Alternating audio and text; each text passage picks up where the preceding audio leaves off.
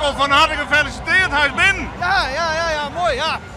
We maakten het nog even spannend, maar toch gehaald. Maar dat moest van ver komen uiteindelijk.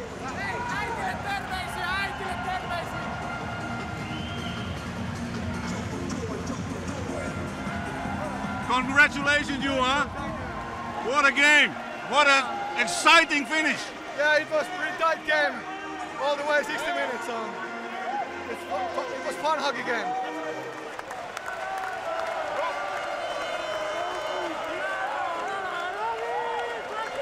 Lars, jongen, van harte gefeliciteerd. Hij is binnen. Ja, dankjewel. Hij is binnen. Wordt er wel.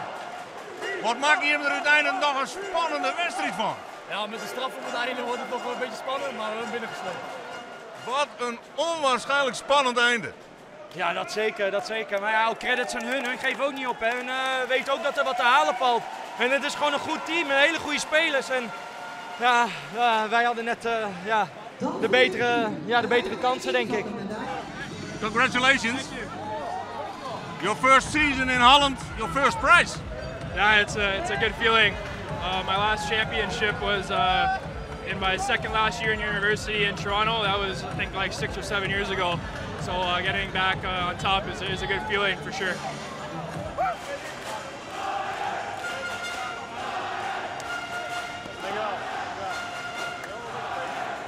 Ja, super mooi dat het gewoon zo gelopen is dat ik ook direct weer aan kon sluiten.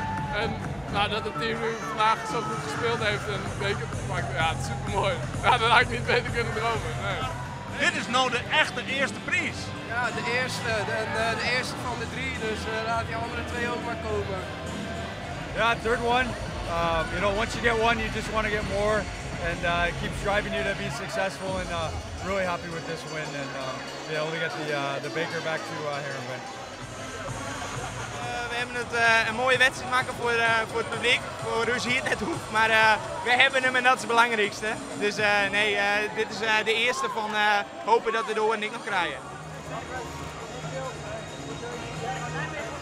Nou, hoe groot kun je ervoor voorzitten?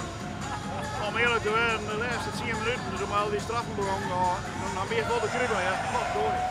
En wij wonen echt weer naar die sabbelen hier een keer een prijs winnen. En dat is het team verzinnen, denk ik. Alleen dan maken ze het voor zichzelf wel moeilijk. En dan denken we zelf die 4 12 en zal er dan in vallen. Maar goed, dat voelt net, gelukkig. Maar het is meer opscheren. Die tweede periode weer weg, echt heel goed. En daar verschil ik maar.